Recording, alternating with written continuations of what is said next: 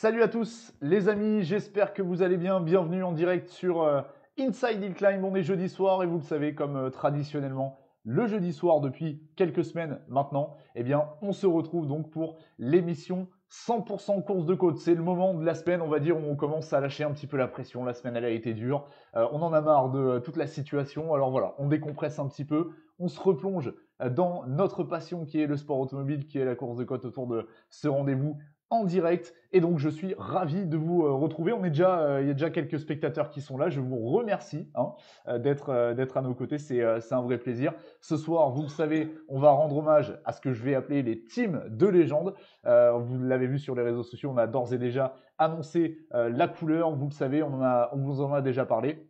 Et puis on va recevoir tout de suite donc nos invités. On était au début avec une émission 100% CN des années 2000. On a fait la Formule 2 la semaine dernière et donc on va rendre hommage ce soir au team de légende. Je salue les premiers spectateurs qui sont là. Je salue l'ami Pierre Joly qui est là. Salut Pierre, ça me fait plaisir de te voir. Entre Pierre, on se comprend. Eh bien écoutez les amis, ce que je vous propose, on va démarrer tout de suite l'émission et on va accueillir nos invités de ce soir. Les voici, ils apparaissent à l'écran. Salut les amis, j'espère que vous allez bien. Je suis ravi de vous retrouver. Alors, Bonsoir à tous. petit tour de table. On va présenter un petit peu tout le monde. Je vais commencer par celui qui est en premier dans l'ordre de mon écran. Il est actuellement sur ma droite. Alors, il est, je dirais, un des plus fidèles organisateurs de l'époque de la course de côte. Il a fait des choses fabuleuses. Il a accompagné énormément de pilotes en course de côte. On en reparlera bien évidemment. C'est lui qui a notamment œuvré pendant de nombreuses années derrière l'ASA 2000. On se rappelle, cette écurie assez exceptionnelle. Il s'agit de Claude Dalmode. Salut mon Claude. Bonsoir Pierre, bonsoir tout le monde. Bon, comment ça va Claude? Moi ça va, ça va. C'est dur en ce moment avec le Covid, mais bon, c'est pour tout le monde pareil, hein. Eh ben ouais, c'est clair, mais bon, j'espère, on croise les doigts, hein, j'ai pas d'action au gouvernement, hein, les amis, mais j'espère en tout cas que la période va s'améliorer. En tout cas, je te remercie Claude d'être à nos Oui. côtés ce soir. On est en direct pendant 1 heure du coup, ici sur Inside Hill Climb, et c'est un vrai plaisir que de t'avoir. Deuxième Eh invité. ben, je te remercie. Eh ben écoute, c'est avec grand plaisir.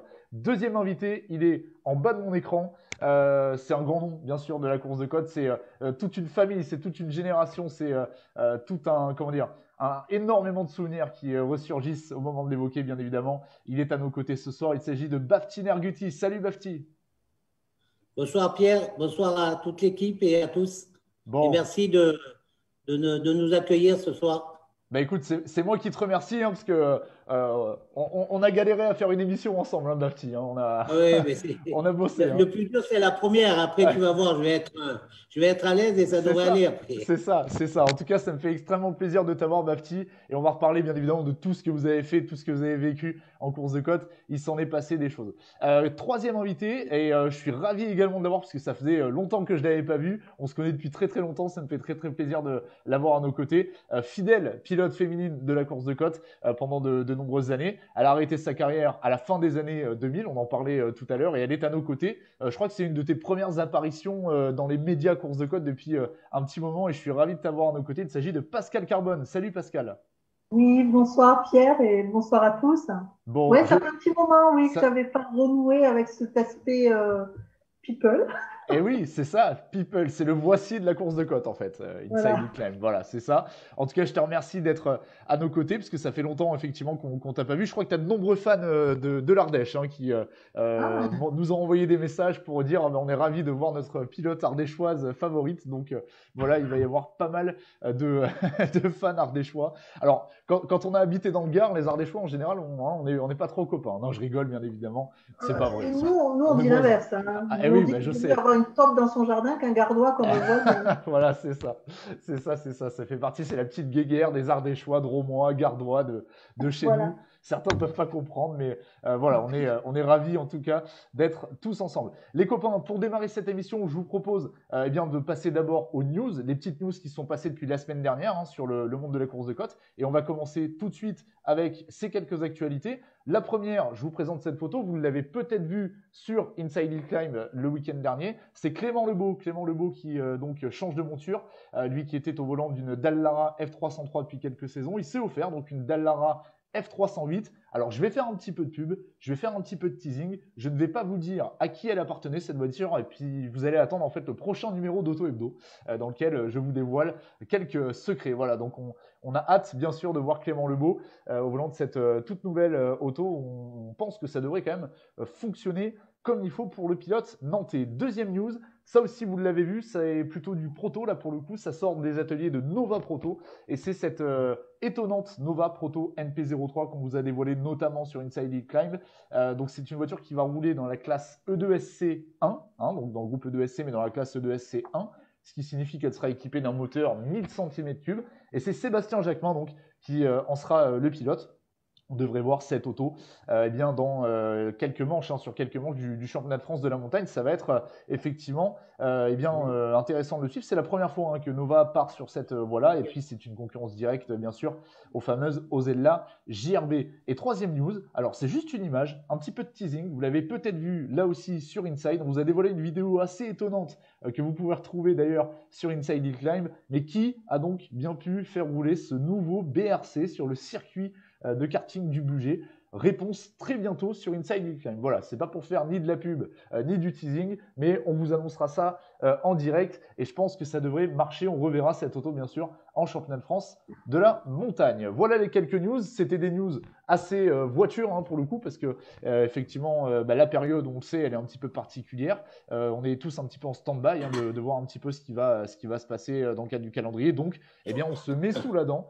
Des petits changements de monture, c'est le mercato qui s'agite, c'est comme en foot. Je sais que Claude est fan de foot et d'ailleurs il a dû passer une bonne soirée hier puisque le PSG s'est qualifié pour les quarts de finale de la Ligue des Champions et je le sais, supporter de ce club. Donc voilà, c'est aussi le mercato de la course de côte, les changements de monture. Les amis, on est ensemble pour reparler de tous vos teams de l'époque, de tout ce que vous avez fait en course de côte. C'est la partie interview et on va commencer dès maintenant avec nos trois invités de ce soir, Claude, Bafti et Pascal. Et Pascal, justement, je vais commencer par toi. Je précise bien sûr que pour tous les invités qui nous regardent actuellement en live, eh bien, vous pouvez poser vos questions. J'essaierai d'intégrer au mieux vos questions pour les poser à nos invités. Donc n'hésitez pas, si vous êtes en train de nous regarder, on est en direct sur Inside Hill Climb jusqu'à 20h et vous pouvez poser toutes vos questions. Pascal, je le disais, ma première question. Qu'est-ce que tu fais depuis la fin de ta carrière? Donc, c'était en 2008. Raconte-nous un petit peu. Est-ce que tu es toujours un peu dans le sport auto? Tu es un petit peu dans l'automobile, je le sais, mais pas dans le sport auto forcément. Raconte-nous un petit peu tout ça. Oui, effectivement, je ne suis pas trop dans le pilotage. Je suis dans la conduite. Mais j'ai quand même gardé des liens avec la course de côte.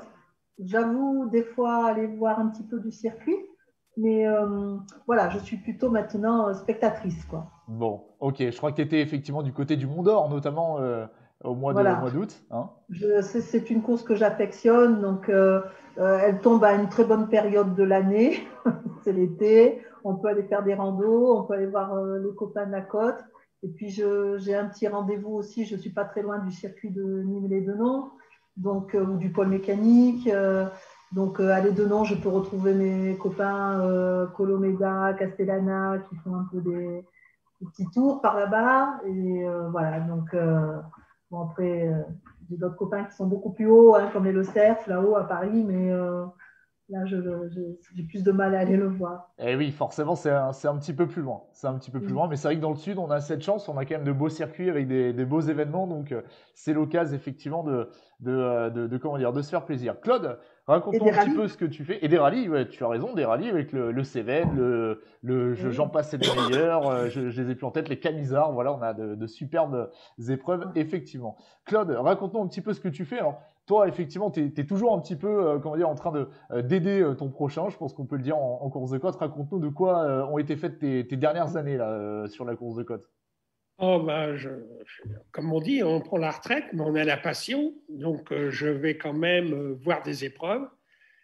Et puis, ça me fait plaisir d'aller surtout avec le team d'Osière Autosport. Parce que Francis, je l'ai connu, il était en Rallye 2, à une course de côte régionale. Et on ne s'est jamais, disons, fâché, on ne s'est jamais quitté. Et c'est quand je vais à une course et puis que je vois l'ambiance sous son auvent avec son fameux mécano Jeannot. C'est l'anniversaire aujourd'hui, je crois, c'est pas ça? Exact, c'est Eh son ben, on anniversaire. souhaite un Je bon lui ai anniversaire souhaité. à Jeannot. Hein, voilà, en Voilà, live. on va lui souhaiter. Et puis, il y a le petit jeune, là, qui va pas trop mal, qui est venu rejoindre le Haut-Vent, Pierre Courroy. Et puis, il faudrait quand même penser à tous les autres pilotes, quand même. Hein. Alors, je fais pas toutes les courses, mais j'en fais pas mal. Je fais déjà toutes les épreuves de l'Ouest. Déjà, bon, c'est quand même pas mal. Ça, Il y a déjà de très belles courses. après, il y a des courses comme le Beaujolais, comme Bagnols-Sabran, Turquem, tout ça. J'y vais parce que c'est des beaux tracés, quoi. Puis c'est bien organisé. Et oui, c'est sûr, Puis c'est il ne faut pas plaisant à voir. oublier que ma fille a fait 3 ans le championnat de France. C'est vrai, c'est vrai, c'est vrai. Hein, Charlotte, on peut la saluer. Effectivement, elle a fait le championnat de France, donc on peut la saluer. Bafti, toi, alors raconte-nous un petit peu, parce que c'est vrai que on en parlait tout à l'heure un petit peu en off. Vous avez arrêté avec la famille Nergucci la course de côte, on va dire dans la fin des années 90. Et là, bah, c'est un peu le retour là, ces dernières années du nom Nergucci dans le sport auto, Bafti. Oui, oui, en effet, Pierre. Il est vrai que pendant quelques années, après que Nani ait arrêté la course de côte et nous tous dans la foulée, on s'est toujours intéressé à ce qui se passait quand même dans le milieu de la course de côte parce que c'est une grande famille et on considère avoir fait un bout de chemin quand même avec cette famille-là.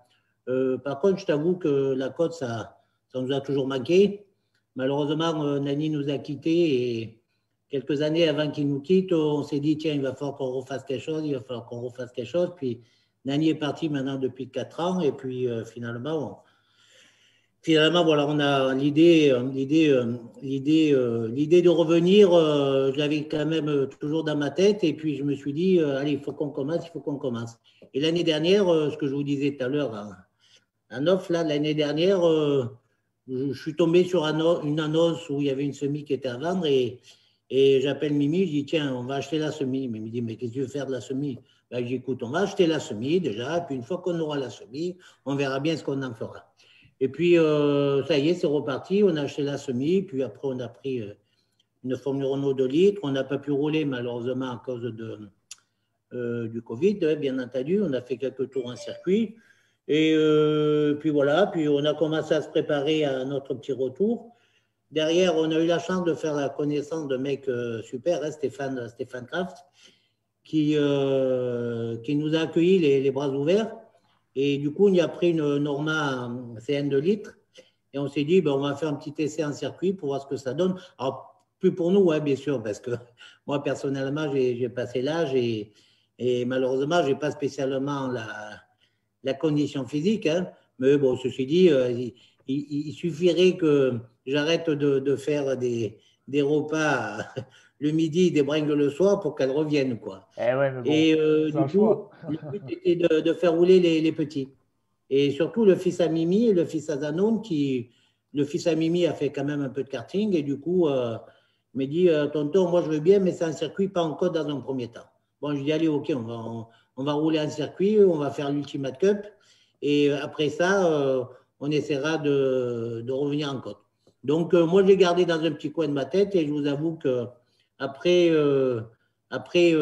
cette année-là, j'espère qu'on va pouvoir d'ailleurs qu'on va pouvoir participer à quelques épreuves. Franchement, j'espère arriver à les convaincre pour qu'on retourne en course de côte. Quoi. Voilà. Bon, donc, c'est pas dit que. On suivra ça de près. On suivra ça de près. Ouais, moi, je l'ai dans mon cœur et j'ai jamais été déconnecté. Hein. C'est auto-hebdo toutes les semaines, c'est échappement tous les mois, c'est l'équipe et tous les réseaux, ouais, bien sûr. C'est cool. Bafti, j'ai une question pour toi de la part de Mickaël Rosan qui nous demande pourquoi n'avoir fait que la saison de 95 et de ne pas avoir continué à rouler soit avec la F2, soit pourquoi pas même avec une Formule 3000. Quelles étaient les raisons? Moi, personnellement. Hein, toi, personnellement, ouais. Ben, parce que tout simplement, il y a un moment où la course, même si on donnait l'impression d'être, moi je vous parle honnêtement, hein, d'être à l'aise financièrement, on avait une petite semi qui pour à l'époque était pas mal, on avait une belle structure, mais finalement ça coûtait énormément d'argent. Hein, donc dans nos débuts, Claude nous a beaucoup aidé et je le remercie encore une fois, bien sûr. Hein. Ensuite, Yako nous a aidé aussi je remercie spécialement Françoise Bernard qui a fait énormément de choses pour le team Nerguti. Mais malgré tout, il fallait mettre beaucoup d'argent, quoi. Donc, on arrivait à faire rouler 3 voire 4 voitures quand Yacon nous demandait de faire rouler un pilote. Mais au bout du compte, quand tu tirais un trait, ça faisait… À l'époque, certes, nous étions qu'en francs, hein, mais ça faisait quand même beaucoup d'argent. Donc, il y a un moment où, à force de tirer dessus, ben, la raison l'a emporté sur la passion. Et je me suis dit, il faut faire attention parce qu'à l'époque, mon entreprise était petite, certes, mais c'est celle qui me permettait de rouler parce que sans argent, on ne pouvait pas courir, on le sait tous. Hein. Donc, je me suis dit, là, je suis près de la limite, donc il faut que j'arrête. Bon. Et j'ai arrêté alors à contre-cœur, hein, bien entendu. Hein. Et il s'est passé que j'ai eu l'opportunité de vendre la MK62 que je venais juste de monter. Et ben, du coup, j'ai cédé, j'ai vendu la voiture, j'ai remis l'argent dans la boîte. Et derrière, ben, ma boîte aujourd'hui, à l'époque, on était une dizaine. Aujourd'hui, on est une centaine. Hein. Donc, voilà, c'est pour cette raison-là. Parce que franchement, par contre, je vous le dis, vous êtes peut-être… les premiers à l'entendre, hein, j'en ai pleuré des soirs entiers, hein, je vous le dis. Quoi. Ah ben c'est sûr, je Donc, peux ça a été à comprendre. contre-cœur, mais je l'ai fait quand même. Tu l'as fait, c'est Mais aujourd'hui, je ne la regrette raison. pas de l'avoir fait malgré tout. C'est la raison qui a parlé sur la passion, hein. On peut dire ça. C'est tout à fait ça. C'est On tout peut à fait dire ça ça. comme ça. C'est Bon, tout à alors, fait ça. on va passer à la suite. Pascal, j'aimerais justement qu'on revienne un petit peu sur les débuts de ta carrière. Toi, tu as démarré dans le milieu des années 80, hein, c'est ça, Pascal? Tu peux nous Voilà. raconter un petit peu? Ma première course a été en 85, une petite régionale que certains d'entre vous ont connue, c'est l'Échelette. Et en fait, le but, c'était tout simplement de faire de la publicité pour mon entreprise au départ. D'accord, ok, c'est Il faut marrant. dire que j'aimais déjà aussi quand même les voitures de course puisque je fréquentais à l'époque ce qui allait devenir mon mari. On salue Jean-Claude d'ailleurs, s'il est dans le coin, oui, on le salue. voilà, et qui tout du long m'a aidé, quoi. Et puis on a couru ensemble jusqu'au jour où on a pu avoir 2 autos. Parce que tout le début de ma carrière a été basé sur du pré, c'est-à-dire que Jean-Claude était plutôt axé circuit et puis course de côte, bien sûr, mais il me laissait la voiture. Vous vous rappelez, à l'époque, il y avait du 2e division, du 1er division, et voilà. Et donc, on se prêtait la voiture, tout simplement. Il me prêtait la voiture, parce que ce n'était pas la mienne. Et puis ensuite, ben, les sponsors sont arrivés, et ça, j'avoue que c'est quelque chose de formidable qui nous a permis de vivre, quoi, parce que oui. sans argent, d'artiser, c'est trop difficile tout seul avec des petits jobs. Voilà. Bien sûr, bien sûr. Donc, bien sûr. en 85, la première course et la dernière course en 2008, ce qui fait que bon, ça fait quand même une sacrée durée. C'est ça. Je pense que, je ne sais pas si… Ouais, ça fait long. Ça fait long. Alors, c'est vrai que sur la fin, peut-être,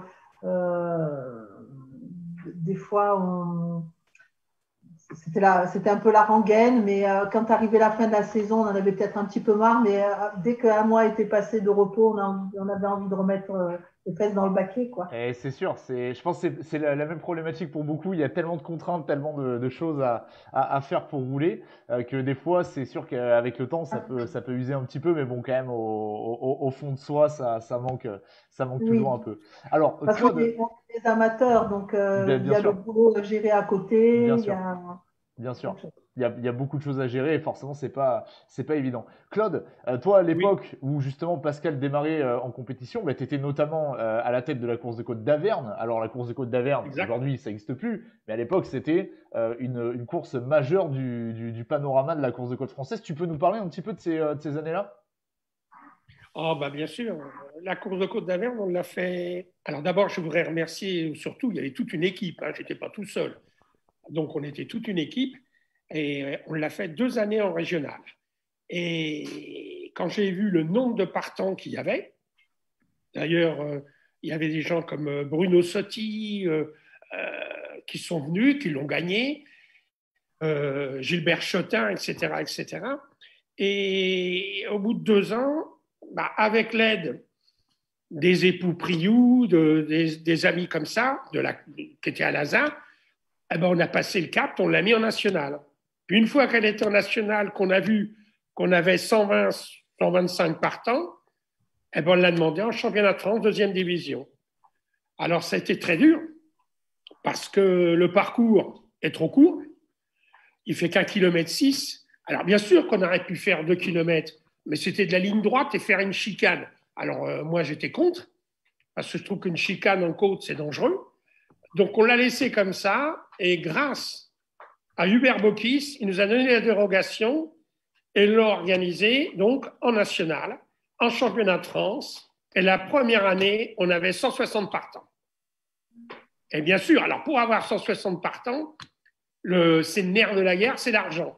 Donc, il fallait mettre des prix. Il fallait des prix au groupe et des prix à la classe. Et j'avais trouvé une formule aussi, qu'il y avait des prix à la classe, c'est-à-dire aux essais. Le premier groupe avait son remboursement d'engagement. C'est-à-dire que dès les essais, les gens attaquaient. Ah, c'est intéressant ça. C'est intéressant. Ouais. Et alors après, bien entendu, tous les requins de Formule 2, parce que je rigole, parce que on est devenus amis, mais ils demandaient tous des primes de départ. Il faut dire la vérité.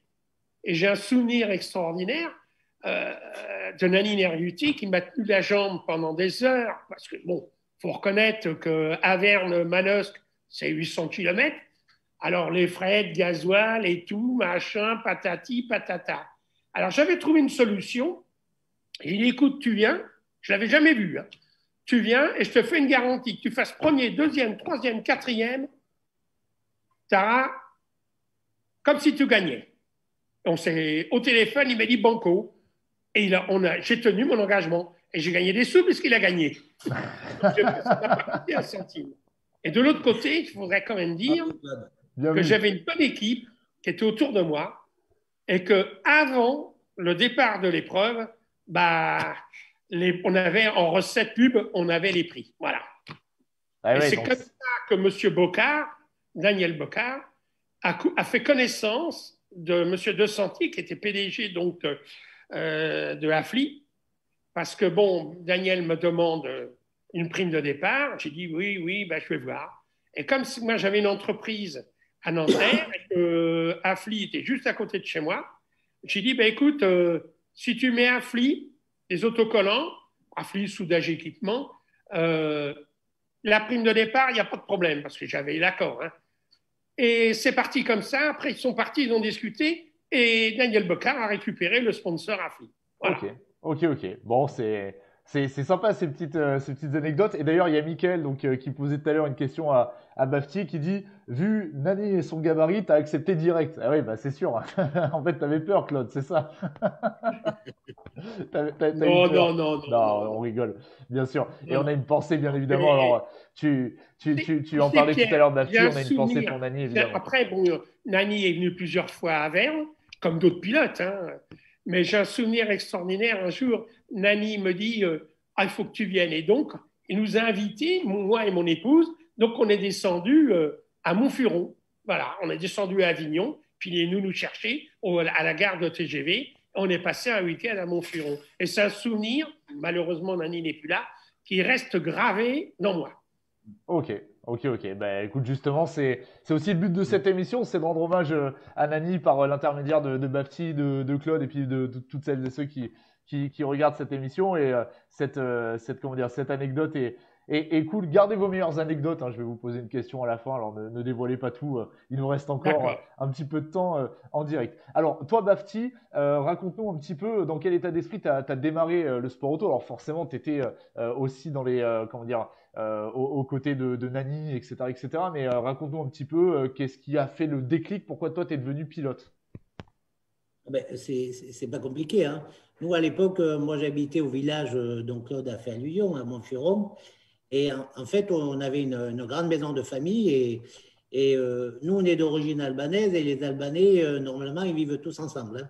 Donc, on a tous grandi dans la même maison. Et en dessous de la maison, donc, on avait monté notre atelier de course de voitures où on bricolait les voitures de Nani le soir après notre journée de travail.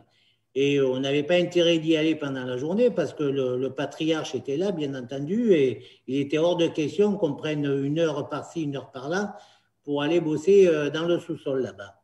Et en fait, tout est parti de là, hein, puisque Nani a démarré avec une dauphine et une 4 chevaux à la cour de côte de Manosque-Montfioron, qui arrivait à notre village. Donc, tout est parti de là. Ensuite, Nani est parti, a quitté la région, il est allé sur Paris pour se faire une situation et il nous est revenu quelques années après avec une Renault 8 Gordini toute neuve et il nous a dit je vais m'inscrire à la coupe Gordini. Et puis, bon, je ne sais pas pourquoi ça ne s'est pas fait finalement parce que maintenant j'ai la mémoire qui flanche par moment, donc je ne me souviens pas de tout. Et finalement, après ça, ben, on avait juste à côté de chez nous un fabricant de prototypes, des prototypes cibles. C'était M. de Beaulieu qui les faisait. Et à l'époque, M. de Beaulieu disait à Nani Affadil, avait sous-traité à Nani Affadil la fabrication des châssis. Et on faisait ça dans l'atelier dessous la maison familiale. Et c'est comme ça que, de toute manière, moi, je n'avais pas le choix. Je rentrais de ma journée faite d'école ou de boulot, je ne me rappelle plus à l'époque, mais il fallait que j'aille absolument les aider de 8 heures du soir jusqu'à minuit et tous les soirs. Alors, bon, j'en pouvais plus, mais bon, je faisais semblant d'y aller quand même, quoi. Et tout est parti de là. Ensuite, petit à petit, bien sûr qu'on a suivi Nani quasiment dans toutes ses courses, parce que moi, j'étais après, alors il y avait Nani, Fadil et moi, donc tous les trois partions en course, et moi, je les suivais. J'étais en gros l'arpète de service, quoi. Donc, il fallait absolument que j'y aille. Et de là, ben, petit à petit, la carrière de Nani est quand même un peu évoluée en course de côte. Et un jour, il change de monture, pardon. Et on avait monté une F2. D'ailleurs, c'est Claude qui avait fait tous les trains. Rappelle-toi, Claude, c'était la première coque en carbone de chez Martini et de Formule 3 déjà à la base et qu'on a transformé en course de côte. Alors, je ne me rappelle plus quel modèle c'était. C'était la 52, il me semble peut-être. Ou bon, je ne me rappelle plus du modèle. Bref. Et Nani commence à rouler avec ça. Puis, il fait une année et demie. Puis, entre-temps, il se dit, tiens, il faut que je change de voiture. Donc, Fadil monte voir Tico et Tico venait de sortir les MK62. Et du coup, Fadil monte chez Tico, il reste 3 mois, prépare la 62 et finalement, quand il rentre avec la voiture, l'ancienne voiture était au garage. Il me dit, mais pourquoi tu ne roules pas avec toi? Je dis quand même, putain, mais pour rouler avec, tu te rends compte, il faut qu'on achète un moteur, il faut acheter un camion pour pouvoir transporter les voitures, tout ça. Ouais, mais c'est pas grave, vas-y, commence doucement, doucement. Puis je prends une feuille, je mets tout ça sur un papier, je dis, mais il nous faut 1 million de francs quand même pour faire tout ça. Oh là là, putain, Mimi, c'est pas comme ça qu'il faut faire. Elle me dit, t'as qu'à faire comme nous. Elle me dit, tu commences par acheter un moteur, ça valait 150 000 francs à l'époque, je me rappelle. Elle me dit, après, on verra le reste petit à petit. Mais moi, je ne fonctionnais pas vraiment de cette manière-là. Mais en fait, tout a commencé de cette manière-là. Du coup, je suis allé chez Rodenger, je me rappelle, on a racheté un moteur, j'ai monté là-dessus et j'ai participé à ma première course de côte à Aix-Saint-Antonin, à côté de chez nous, hein, qui était à l'époque un championnat de France d'ailleurs. Oui, bien sûr. Superbe course de côte. Hein. Donc j'ai démarré comme ça. Mais bon, je vous avoue que bon, j'avais déjà 32 ans, je crois, puis j'ai pas vraiment pris les choses au sérieux, quoi. J'étais dans une période de ma vie où j'étais en train de me séparer, je me cherchais un peu quand même, quoi. Je ne savais pas réellement ce que je voulais faire et pas faire. Donc, moi, j'y allais simplement pour le fun. Okay. Jusqu'au jour où, mais ça a toujours été pour le fun quand même. Hein. Après, je me suis rendu compte que cette voiture, son potentiel était quand même limité, même si moi, le premier, j'étais loin d'être un bon pilote. Hein. Mais moi, ce qui me plaisait, c'était de mettre une combine et de faire des beaux départs. Après, le reste, je m'en foutais un peu. Quoi. Bon, c'est cool. Et après, Fadil me dit, mais tiens, Tico, il a une coque de MK62. Si tu veux, il nous la laisse. Il me dit, comme ça, on monte 2 voitures, une pour les deux mêmes, la même que Nani, et que si Nani, des fois, il a un pépin, ben, il peut récupérer l'autre voiture, et si ça, tiens, c'est une bonne idée. Puis finalement, on monte la deuxième MK62, et j'ai fait une petite saison avec, alors même, je crois que je n'ai pas fait toutes les courses, hein, mais je vous avoue que sur la fin, je commençais vraiment, vraiment à y prendre du plaisir. Je me rappelle une des dernières courses que j'ai faites, ouais, c'est Turkheim. Et putain, je suis arrivé là-haut aux essais. Bon, je commençais à être moins ridicule déjà, c'était pas mal. Et j'arrive là-haut, je me dis, mais putain, mais ça commence vraiment à être bon. Et je me suis dit, l'année prochaine, je sens que je vais pouvoir franchir un palier. Et en fait, l'année prochaine, ben, cette voiture-là, après Turckheim, on l'a, en accord avec Yako, on l'a laissé à Marceau à Limonest-Montverdon. Il a roulé avec. Et finalement, je n'ai plus jamais roulé après parce que c'est là où la raison l'a emporté sur la passion. Ouais. J'étais un peu dans un tournant de ma vie où je venais de divorcer. La boîte, j'avais trop tiré dessus. Je me suis dit, bon, bah si, fais un break. Et donc, j'ai fait un break, mais ça a été quasiment un break. Après, j'ai fait 2-3 courses avec la 3000, mais franchement, c'est une voiture exceptionnelle. Mais à l'époque où moi j'ai piloté, les pneus, ils n'étaient pas tendres encore. Oui, c'est ça. C'était encore les pneus durs de circuit et tout. C'était pas idéal encore. C'était pas idéal. Franchement, non seulement c'était compliqué avec ces pneus, il faut être honnête, moi, je n'avais pas le niveau pour la piloter dans de bonnes conditions. Je n'avais jamais roulé, moi, quand j'ai mis. Bien sûr. Voilà, jamais fait de circuit, jamais rien fait. Donc, il m'aurait fallu 2-3 années, je pense, pour commencer à faire des temps corrects, quoi, tout simplement. Exactement. Voilà. Bon, ok, ça marche. Ben, merci pour toutes ces infos, Bafti. Et il paraît donc que c'était la 51 ou la 52, donc cette fameuse première coque carbone, qui était bleu ciel. Et Mickaël demande. C'est ça, aux couleurs de Claude Lallemot d'ailleurs. Et oui, c'est ça, exactement. Et c'est avec cette auto que tu as dû rouler en 93, du coup, nous dit Mickaël. Écoute, les dates, je pense que tu les connais bien mieux que moi. Ah non, mais c'est pas moi, là, c'est Mickaël, parce que 93, je venais de naître. Alors, tu sais, je me rappelle pas bien. Ah bon, c'est pas toi. Donc, je l'ai vu en photo, mais je l'ai pas vu, vu en vrai. C'était marqué dessus en blanc Lallemot d'Industrie. C'est vrai, exactement. Il y a quelques photos sur Facebook, d'ailleurs, on la voit au Mont d'Or, effectivement. On s'en souvient. Souvenir. On s'en souvient. Alors, du coup, on va passer à la suite de cette émission. Et notamment, vous le savez, aujourd'hui, le thème, c'était un peu les teams de légende. Alors, on vient de parler, évidemment, de l'histoire du team Narguti. Il y a eu plein de teams en course de côte. On n'a pas pu tous les réunir ce soir. Il y a notamment une équipe qui a, pendant de nombreuses années, existé en course de côte. C'est le team Liquimoli, bien sûr. On salue toutes les personnes qui étaient impliquées à l'époque dans Liquimoli. Et justement, une de nos pilotes est à nos côtés ce soir. Et oui, c'était Pascal Carbone qui portait les couleurs de Liquimoli, qui les a portées pendant très très très longtemps. Pascal, est-ce que tu peux nous raconter un petit peu comment tu es rentré dans le giron Liquimoli, en fait, avec notamment Monsieur Gutz à l'époque, hein, on le salue. Voilà, c'était avec Guy, effectivement, qui... En fait, quand on faisait des courses de côte, on avait des sponsors plus ou moins obligatoires à afficher sur les autos. Donc, on avait notamment une course qui avait été sponsorisée à Fouchy, il me semble, par Liquimoli. Et j'avais gardé l'autocollant. Et puis, à la fin de la course de côte, M. Gutz m'a appelé et m'a dit... je pense qu'il avait eu quelques idées, quelques... éléments rapportés par Christian de Bias, hein, que bien sûr, si je le vois, je le salue. On le salue, je ne sais pas s'il nous regarde, mais je sais que des fois il nous regarde, on le salue. Donc, s'il n'y avait pas eu Christian au Cantal en 1991, avec qui on avait bien échangé, je pense que l'année suivante, je ne serais pas rentrée dans l'équipe Liquimoli, parce qu'effectivement, depuis 85, donc ils avaient vu un petit peu ma régularité. Je suivais le championnat, j'étais présente à toutes les courses, j'essayais de m'améliorer, j'ai fait au mieux. Hein. Et puis donc à partir de 91-92, dans cette période-là, donc Liquimoli m'a contacté, m'a demandé d'être une féminine, et je le salue parce que il n'y a pas beaucoup d'équipes sport qui engageaient une femme dans leur équipe. Et donc, je me suis retrouvée à côté de Christian de Bias, de Bruno Bazot, de Fabien France, de Cyril France et bien d'autres qui ont couru sous ces couleurs. Et c'était un vrai, pas qu'un support financier, c'était vraiment une très bonne équipe. Et puis, c'était toujours une joie de se retrouver sur certaines courses, notamment celle du Mont d'Or, où on partageait vraiment de bons moments tous ensemble. Ah bah c'est clair que Liquimoli, l'installation Liquimoli au Mont d'Or, c'était quelque chose hein, à l'époque. Oui, c'est vrai que là, il y avait une logistique qui était ça rigole pas. Ça rigolait pas. Tiens, et on a justement Laura. Donc Laura, c'est ta fille, hein, Pascal. On le Oui, précise quand même pour celles de ceux qui découvrent. Laura qui nous envoie un petit cœur Team Licky Moly. Alors Laura, j'ai un petit message pour toi. Fais pas trop la maline parce qu'il y a une photo sur Facebook en mode Licky Moly où on est tous les deux concernés. Bon, je laisse les curieux aller vérifier, mais bon, on n'est pas sous nos meilleurs, hein, on n'est pas sous nos meilleurs Miss angles. Paddock. Voilà.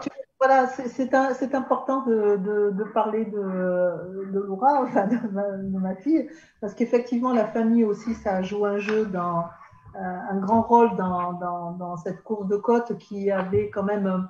Il y a bien sûr des gens très sérieux, du professionnalisme, hein, il faut quand même, mais il y a quand même un petit peu ce côté amateur où justement on l'entend dire tout le temps, c'est une grande famille, mais c'est vrai que ce soit au niveau des organisateurs, au niveau des commissaires, au niveau des speakers, hein, on en a connu quelques-uns, mais on se connaît tous et c'était vraiment un peu la fête aussi à côté du fait qu'on était sur une ligne de départ et qu'il fallait faire un chrono et puis qu'il fallait faire au mieux. Enfin, en tout cas, c'est ce que je pensais, faire au mieux. Et du coup, ce que je veux dire par là, c'est que s'il n'y avait pas tout ce monde autour de nous, Bafti en disait, le disait, la famille, l'équipe, quoi, qui se crée comme ça, quoi, avec tous ces gens qui nous entourent, les copains, les sponsors, les organisateurs, les commissaires, et j'en passe.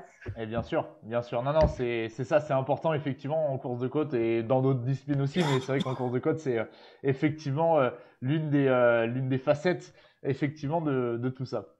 Pour anecdote, Laura a assisté à sa première course de côte, elle devait avoir 15 jours. Eh oui, forcément, forcément. Voilà. Bon, c'est cool. Claude, j'aimerais te poser un petit peu la même question, puisqu'on en parlait tout à l'heure au travers de la course de Côte d'Averne. Toi, ton team, alors c'est pas vraiment un team, mais c'est l'ASA 2000. L'ASA 2000, c'était quand même quelque chose d'exceptionnel à l'époque. T'en as vu passer quand même des pilotes à l'ASA 2000 à l'époque, Claude, me semble-t-il. Ah oui. On avait des pilotes aussi bien en côte qu'en rallycross et qu'en circuit, puisqu'on a eu Jean-Pierre Beltoise, on a eu, en licencié, je parle, hein. On a eu en rallycross Katikali, Denis Marcel, puisqu'on a organisé avec Denis Marcel le rallycross de Paris, à Trappes, et une épreuve aussi de rallycross à Trappes au championnat d'Europe, grâce à Denis Marcel, je le reconnais. Mais bon, on avait toute l'équipe autour de moi, se servait de. J'avais une équipe soudée et, comme dirait Pascal, c'est une famille. C'est une famille. Et pour en revenir à la course de côte, bah, j'ai fait la connaissance d'un de mes voisins qui malheureusement est décédé, qui s'appelait Giovanni Rossi. Et c'est un garçon formidable. Et un jour, il m'a emmené faire la connaissance de Patrice Merlin. Et alors là, ça a été un truc exceptionnel parce que dès qu'il a vu que j'organisais une course, il a été à 100% derrière moi. Quelle équipe, hein? Là, là, il y a des sacrés noms là que tu viens de nous Oh ben là, ressortir. il y a des livres à écrire, des pages et des pages. Patrice Merlin, ça a été c'est un homme extraordinaire. Tout ce qu'il a pu faire pour Giovanni Rossi, pour ton papa, Oui. pour Francis Dozière et d'autres, c'est exceptionnel. C'est clair, c'est clair, c'est clair. Alors, on salue Patrice, hein, d'ailleurs, que j'ai pu avoir dernièrement par ton intermédiaire, justement, Claude, au téléphone. Ça serait génial de l'avoir dans une de nos émissions. On va essayer de faire ça un de ces quatre parce que je pense que là, il y a des pans d'histoire, effectivement, à écrire. Et puis, pareil, on a une pensée pour Giovanni Rossi. Effectivement, tu le disais, Claude, là aussi, un sacré animateur du championnat de France de la montagne, du Il championnat était d'Europe de la licencié à la montagne. Satonville. C'était oui. un excellent pilote. Il a fait le championnat d'Europe, hein, puis il l'a gagné. Mm. Et la plus grosse connerie, en fin de compte, c'est qu'il il prenait des risques, tout le monde le dit. Il a fait je ne sais pas combien de sorties de route, il n'a jamais eu une blessure, et il s'en va faire un entraînement en VTT avec C'est des dingue. gamins. Il tombe mal sur un tronc d'arbre, et terminé, hôpital, et il décède. Alors là, ça nous a mis un coup, et vraiment, c'était un type exceptionnel. Exceptionnel. Non, non, mais c'est clair, c'est clair, c'est clair. C'est une fin tragique. Et on salue, voilà, Giovanni que j'ai eu quand même la possibilité de rencontrer, le plaisir de rencontrer à quelques reprises. Et c'est vrai que c'était un homme un homme assez exceptionnel. Bafti, est-ce que tu peux nous parler un petit peu, alors tu nous en parlais tout à l'heure, mais c'était comment les courses chez Nerguti, les courses de côte? Qui faisait quoi? Qui était dédié à quelle tâche? Raconte-nous un peu. Ah ben nous, c'est pas compliqué, hein. Donc, on était 5 frères. Malheureusement, nous ne sommes plus que 4 puisque Nani ne fait plus partie de ce monde, hein. On était 5 frères. Il y avait les neveux avec nous, donc 4 neveux avec nous. Et en gros, on avait un chauffeur pour la semi, puisqu'à l'époque, nous n'avions pas de permis pour pouvoir conduire la semi dans un premier temps quand on a commencé. Et qui faisait quoi? Ben, Nani faisait pas grand-chose à part reconnaître et piloter. C'est déjà pas mal parce que c'était notre fer de lance. Zanon ben, roulait en proto et pilotait aussi. Et malgré tout, mettait un peu plus les mains à la pâte. Hein, il préparait un peu les voitures aussi. Et Fadil, alors c'était notre MacGyver et notre ingénieur, Fadil, parce que On salue Fadil qui devait être avec nous d'ailleurs aujourd'hui et qui et oui, n'est pas là, malheureusement, ouais. hein. Alors, On le salue. Fadil habite sur Orange et moi je suis sur Manosque et puis il devait venir, mais bon, finalement, il a eu un empêchement. Avec ses restaurants par restaurant qui n'ouvrent pas, qui font ci, qui font ça, donc ça a C'est été un peu sûr. compliqué. Bon, je dis, c'est pas grave, je vais y aller seul comme un grand, hein. Bon, à 57 ans, il serait temps d'ailleurs que je me débrouille un peu seul. Et Bon. donc Fadil et Mimi s'occupaient, Mimi qui est le plus jeune des 5 frères, hein, qui après a passé son permis et conduisait la semi, et tous les deux s'occupaient donc vraiment des voitures, hein. Il les préparait et la semaine et en week-end course. Bon, moi je suis arrivé dans un premier temps, je m'occupais de la préparation avec eux aussi, puis après j'ai fait comme si j'étais un bon pilote. J'avais des super belles combines, moi, j'étais nickel, hein, mais par contre, le reste, il ne suivait pas aussi bien, mais je me suis pris pour le Alain Prost de la course de côte, parce qu'à un moment, donc ça m'a bien excité. Et voilà, quoi, donc je participais moi aussi, bien entendu, à l'organisation de notre week-end côte, mais nous, moi, ce qui m'importait, c'était d'avoir une belle présentation avec le matériel, que tout soit nickel. J'ai essayé d'apporter un petit plus au team, et globalement, on est tous arrivés parce que ce qui a toujours fait notre force à nous, c'est l'union, quoi, hein. Bien sûr. Donc, ça a toujours été la force des Nerguti, quoi, c'est clair. C'est clair, et puis ça, Voilà. ça existe encore aujourd'hui en circuit, notamment on en parlait tout à l'heure. Pascal, j'aimerais te poser une question, parce que tu en parlais tout à l'heure, hein, justement de Guy qui t'avait donné ta chance, qui t'avait permis justement de rentrer dans le team Likimoli. C'était rare à l'époque effectivement d'avoir une pilote féminine placée dans un team comme l'était cette équipe à l'époque. Est-ce que tu as conscience quand même d'avoir peut-être généré des vocations de pilotes féminines qui roulent actuellement en course de côte? Alors je précise une chose, t'es pas au courant, mais il y a un petit papier dans Auto Hebdo qui sort justement qui parle des pilotes féminines en course de côte. Ça sera mercredi prochain. T'es cité dedans. Voilà, je te l'apprends en live. Je te l'ai pas dit. Bon voilà, t'es au courant, tu seras pas surprise. Mais est-ce que tu as conscience, blague à part, quand même d'avoir peut-être justement ouvert des possibilités en étant une des pilotes féminines les plus en vue à l'époque, quoi? Non, je crois, enfin, non, je pense pas, parce qu'il y a toujours eu des femmes depuis très longtemps, hein, qui se sont mesurées. Mais je pense pas que c'est une histoire de se mesurer à un homme ou autre. Je pense que c'est un plaisir, quelque chose, une envie. On veut le faire et voilà, on se donne. On a la possibilité de le faire. Moi, qui m'a donné la possibilité, ça a été Jean-Claude. Et ensuite, les sponsors qui m'ont épaulé, les mécanos, tout ce qu'on disait tout à l'heure, tous ces gens qui nous entourent. Et c'est un sport qui demande peut-être, oui, ouais, je sais pas comment l'expliquer. J'avoue que par contre, je peux raconter une anecdote qui m'avait touchée. C'était une fois à l'arrivée d'une course de côte, un jeune gars qui est venu, qui roulait en voiture fermée et qui est venu me voir en me disant ah, je suis contente, est-ce que je peux vous faire la bise? Je suis contente, est-ce que je peux vous faire la bise? Parce que c'est vous qui m'avez donné envie de piloter. Bah, Mais tu bon, vois. tu vois qu'il n'y a pas que des femmes. Ben, et alors justement, c'est intéressant parce qu'effectivement, on pourrait penser que ça aurait pu ouvrir, donner des idées à d'autres femmes, mais pas que. Donc, tu vois, finalement, tu as bien créé des vocations. Hein, voilà. Non. Par contre, il est vrai que tout au long de ces saisons passées, quand j'ai rencontré d'autres féminines, parce que je n'ai pas été la seule, on n'était pas très nombreuses, c'est vrai, mais on n'était pas très nombreuses, mais il y avait quand même une certaine sympathie entre nous, que ce Ouais, soit avec ok. Géraldine Pérou, avec Cathy Sinopoli, avec Cécile Kant, avec Sandrine Labrosse. C'est tous des filles qui ont enrichi ma vie, quoi, parce que ça a été super sympa d'échanger avec elles et puis de se retrouver pas toute seule, quoi, justement. Bien sûr. J'avais fréquenté Anne Bavré avant, puisqu'elle elle faisait le premier div et moi le deuxième div. Alors, on se retrouvait des fois sur les podiums pour les remises de prix. Donc, voilà, ça, c'était quelqu'un qui m'impressionnait. Maintenant, voilà, c'est la voiture qui m'a attirée. C'est pas une pilote féminine comme Michel Mouton ou Anne Bavré qui m'aurait Bon. stimulée. Tu restes modeste, tu restes modeste alors, tu restes modeste. Bon, Je Claude, sais pas. j'aimerais te poser une question à peu près similaire. Est-ce que toi, tu penses justement qu'il y a des pilotes qui aujourd'hui, ou du moins dans leur carrière, auraient peut-être pas pu faire ce qu'ils ont fait grâce à toi? Enfin, moi, je sais qu'il y en a eu, ça c'est une certitude. Toi, tu en as conscience de ça, que tu as quand même aidé justement à certains pilotes de pouvoir rouler dans des bonnes conditions et de faire des belles perfs? Ah oui, j'en suis conscient. Et ce que je reproche surtout à l'heure actuelle, c'est que certaines femmes, qui sont, en ce moment je parle, hein, quand je pense à Cindy Guillet par exemple, bon, bah, j'aimerais bien qu'elle touche un budget parce que j'aimerais bien la voir sur une voiture plus puissante. Mais parce qu'elle a un énorme coup de volant. Hein, elle est pro, elle a un énorme coup de volant.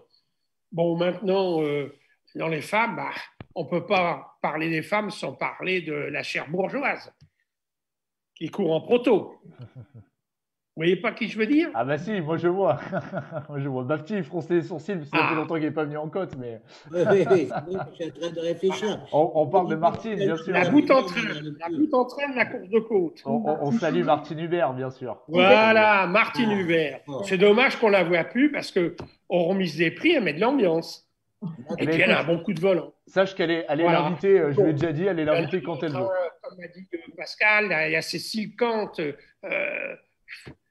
Je ne vais pas tous les citer, et puis je vais faire des oublis, mais tout ça. D'ailleurs, Cécile Kant, c'est elle qui a fait connaître, alors là, je reviens, la formule à ma fille. Parce que ma fille a voulu courir, et c'était au Col Saint-Pierre, et j'étais prêt elle était prête à acheter une Clio, hein, une Clio Groupa.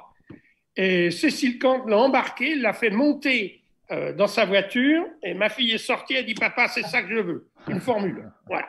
Donc c'est à cause de Cécile. Ça, c'est une Voilà. anecdote. Voilà. C'est à cause de Cécile, on lui Voilà. transmettra Ça m'étonne l'information. on peut pas, pas. elle faisait que des bêtises. C'est vrai qu'après, j'ai aidé beaucoup de pilotes en pièces mécaniques, en ceci, en cela, mais bon, on ne peut pas tout aider tout le monde, hein, attention. Hein. Bon, et puis après, j'avais des affinités. Un gars comme Francis Dosière, là, il passe dans la rue, il est 1h du matin, il sonne, il fait à manger, hein, ma femme lui fait à manger. Voilà, quoi. Bon, bravo. ben, on sait où Donc, aller. Hein. Si on se trouve vers chez toi, voilà, tu sais où elle est. Voilà.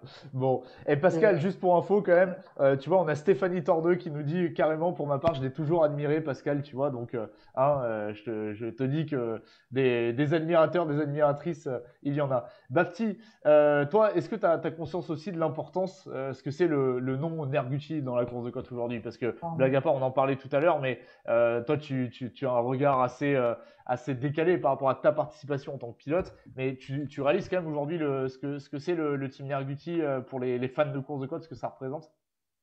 Ah, moi, j'en suis, oui, j'en suis conscient encore aujourd'hui, hein, sincèrement, parce que, alors, ce qui m'a fait vachement plaisir, c'est que, donc, on est revenu à travers l'Ultima Cup en circuit, et la première course qu'on a pu faire, nous, c'est au mois de décembre, donc, au Paul Ricard, où tu étais présent d'ailleurs, qui a été une fois de plus au top, hein, je la remercie encore une fois, où j'ai retrouvé des personnes qui ont vieilli, comme moi, hein, bien sûr, hein, puisque moi, quand moi j'ai roulé, mais enfin, j'ai participé à toutes les années de course de côte d'un année. Je crois que j'en ai pas manqué une. Hein.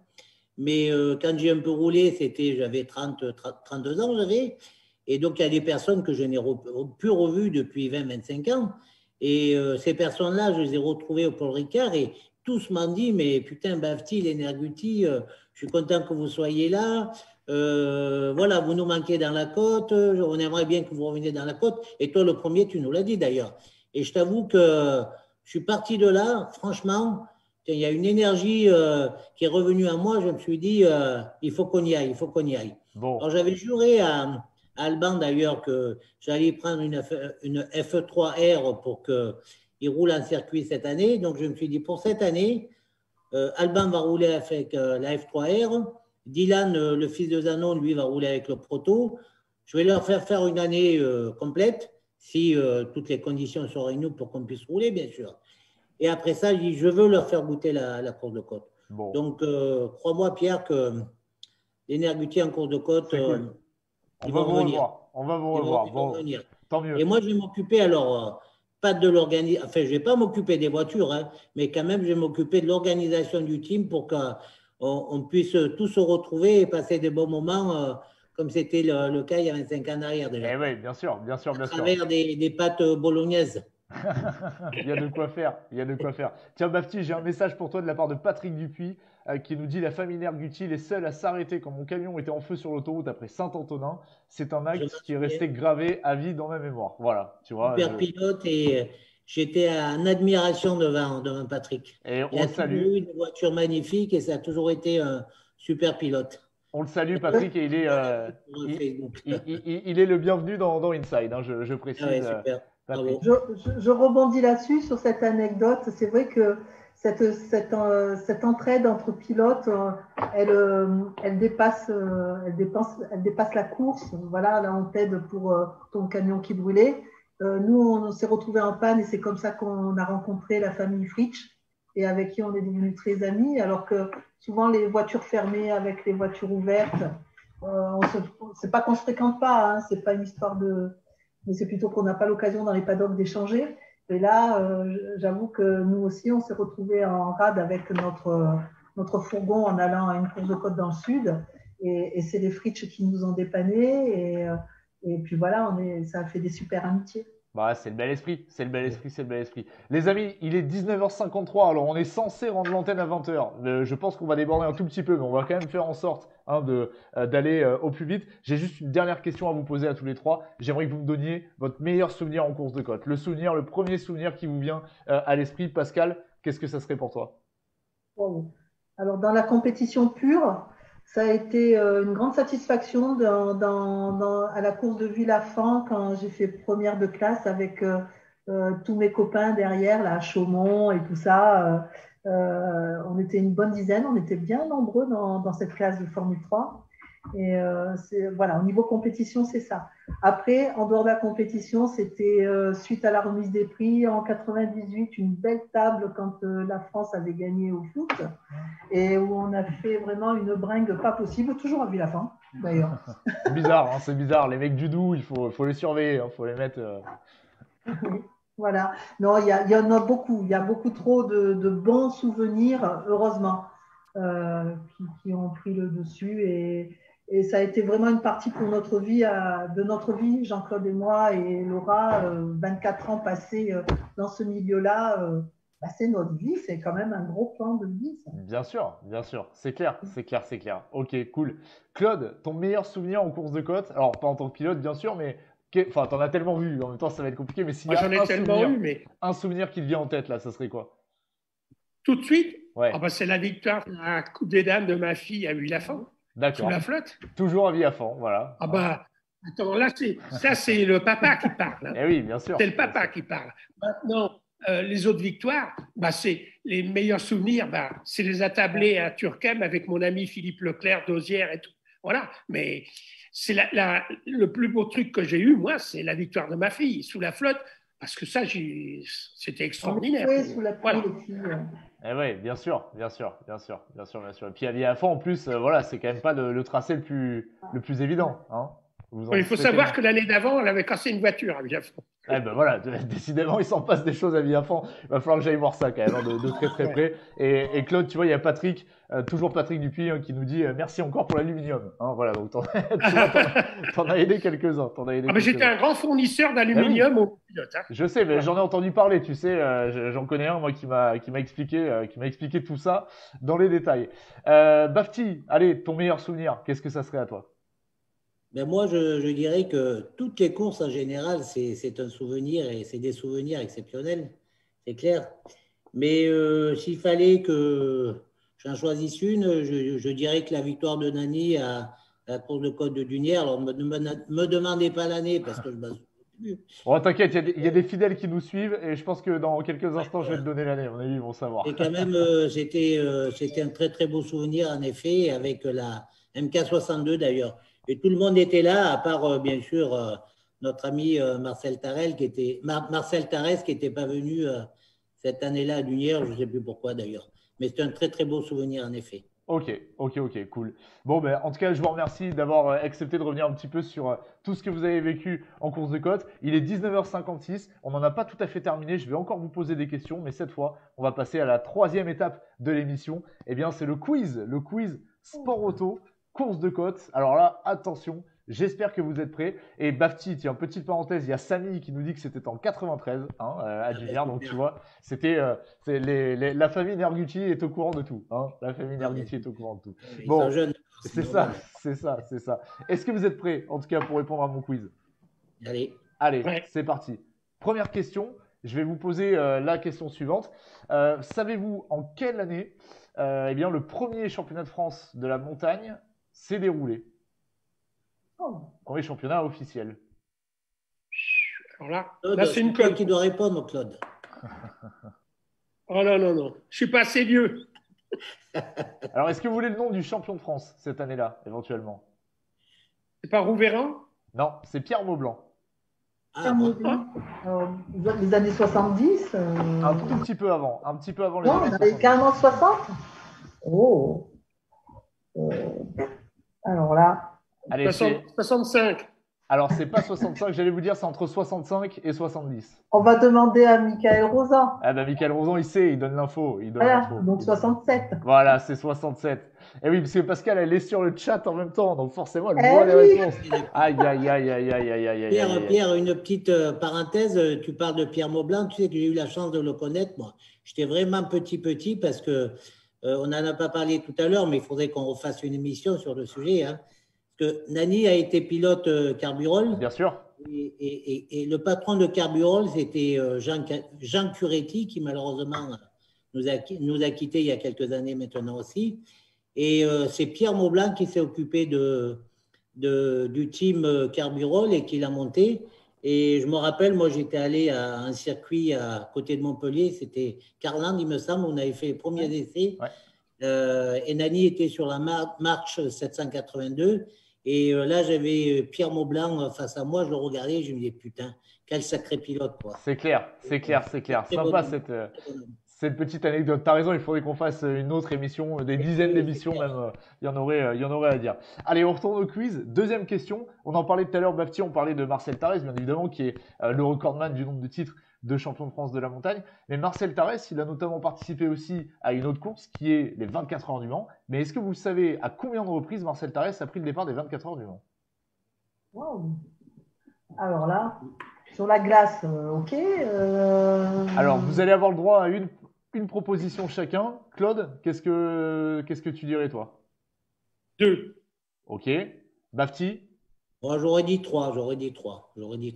Pascal? Allez, une. Allez, c'était Claude qui avait la bonne réponse. 2, Bravo. effectivement. 2 participations, 24 heures de Mans. Et il est Bravo, bon, Claude. Hein. Il a révisé. Alors, je sais pas chez qui il y a un chien, mais on le salue. Hein. C'est chez Claude. C'est chez Claude. Bon, salut. Nickel. Alors, effectivement, c'était en 79 et en 91. Alors, ça s'est soldé par 2 abandons, malheureusement. Mais effectivement, Marcel Tarès, 2 participations aux 24 heures du Mans. Tiens, on va voir si vous suivez un petit peu la course de côte récente, les amis. Est-ce que vous êtes capable de me dire combien de pilotes ont remporté dans la catégorie sport des épreuves en 2020 en championnat de France de la montagne?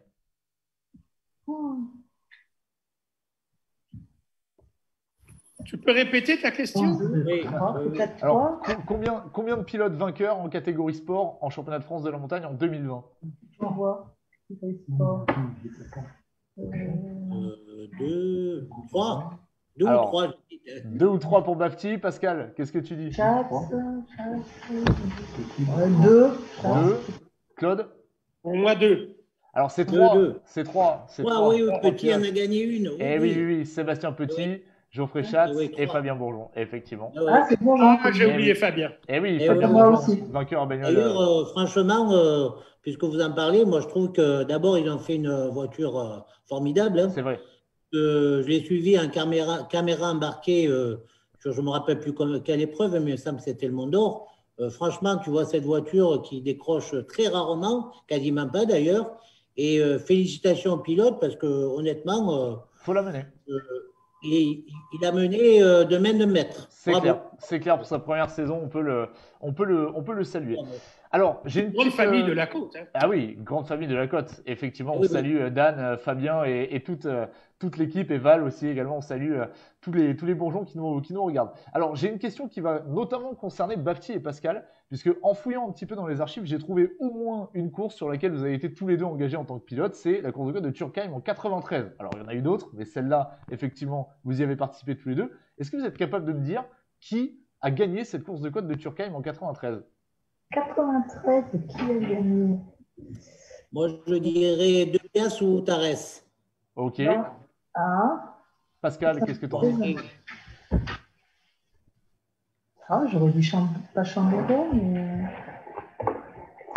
Chambéro n'avait pas la 3000 à l'époque. Hein. Non, il n'avait pas la Ça 3000. peut être Ouais, beaucoup pas de gagner. Ça n'empêchait pas de gagner quand même. Hein. C'est vrai, c'est vrai. Claude, qu'est-ce que t'en dis, toi? Turckheim 93. J'aurais un penchant pour Marcel Tarès. Bon, il y en a un qui a la bonne réponse. C'est Nani. C'est Bafti, pardon. J'allais dire c'est Nani. Non, c'est Bafti.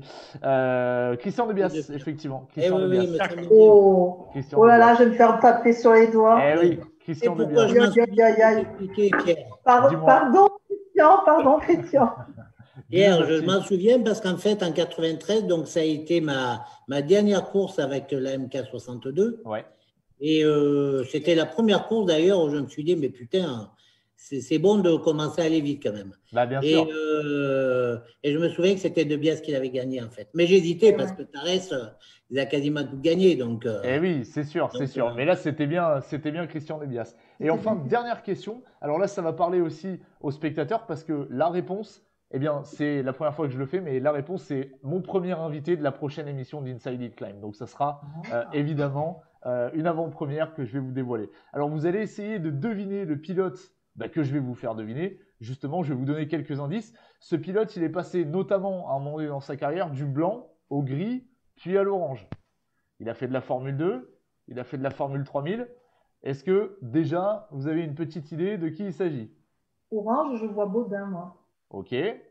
Bafti, Claude? ouais, j'aurais dit Baudin aussi, ouais. Pareil, un orange Baudin. Bon, Ouais. on va valider ça. Hein, on va dire que c'était ça. Effectivement, c'est Stéphane Baudin. Et Stéphane Baudin qui sera donc le premier invité. Voilà, je vous le dévoile en exclusivité. L'un de mes 3 invités de la semaine prochaine pour une émission qui sera à ne pas louper, bien sûr. Émission 100% Formule 3000. Hein, effectivement.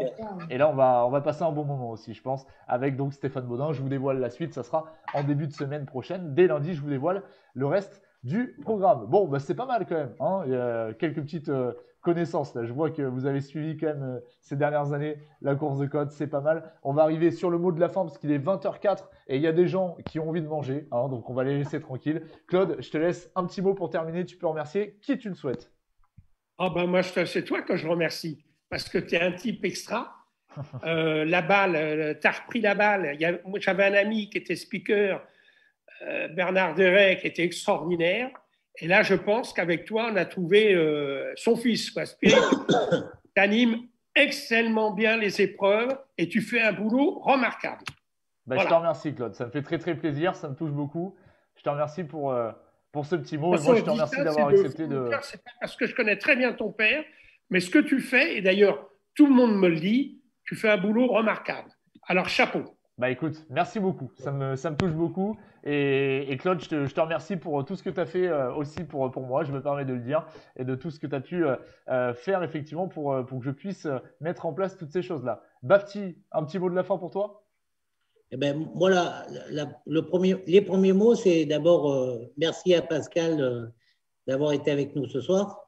Merci à Claude aussi. Et puis, je t'avoue que quand tu m'as dit qu'ils étaient là tous les deux, moi qui avais un peu peur quand même d'être pas à la hauteur de la soirée, mais de suite, je me suis senti dans mon élément. Donc, je vous remercie à tous les deux. Quant à toi, Pierre, je te dis sincèrement, tu es un sacré mec. Je ne te connais pas énormément, mais ne change rien et continue comme ça. Bah écoute, je te remercie aussi. Je me sens, comment dire, je vais devenir tout rouge. Je vais devenir tout rouge. Mais merci beaucoup, Bafti et Claude, ça me touche beaucoup. Et merci, Bafti. Alors, il faut savoir quand même que j'ai harcelé Bafti, hein, quand même, hein, parce que il voulait pas venir. Hein, il était timide. Mais Il se ça y sentait est, timide. prochain coup, je te promets, tu peux m'inviter. Ça y Allez, est, c'est c'est bon. Avec, encore un petit whisky, ça ira mieux. avec grand plaisir. Avec grand plaisir. Pascal, je vais te laisser le dernier mot de la fin. C'est à toi de conclure. La tâche est dure. Oui, enfin, je veux dire merci bien sûr à vous tous. Merci à toi, Pierre, d'avoir eu ce souvenir et de refaire vivre ces souvenirs. Merci à tous ceux à qui j'ai jamais eu le temps de dire merci d'être passés dans ma vie. Hein, voilà, merci à vous deux, là, mes chers collègues de cette soirée. Et puis, c'est surtout, j'ai envie de dire bonjour à tous mes amis et puis à tous ces gens qui aiment la côte et puis que ça continue, pourvu que cette ambiance, cette discipline persévère et puis s'améliore. Voilà. Écoute, on va faire en sorte en tout cas que ça perdure, hein, on va faire au mieux. Et moi je te remercie Pascal aussi, c'était un grand plaisir que de te retrouver. Je pense qu'on a fait plaisir à beaucoup de monde aujourd'hui en vous voyant tous les trois. Ben, les amis, on va arriver sur la fin de cette émission. On va se quitter pour ce soir. On se donne rendez-vous donc jeudi prochain, vous l'avez compris, pour une nouvelle émission dès 19h sur Inside Incline. Ça sera en direct spécial Formule 3000, ça va être extra, on va se marrer. Je vous invite bien sûr à le noter dans votre agenda. Stéphane Baudin donc sera à nos côtés. Je vous donnerai les deux autres invités. Ça sera dès lundi à suivre sur Inside. Bafti, Claude, Pascal, je vous remercie et je vous dis à très bientôt. Ciao. Merci, bonne soirée, à très vite.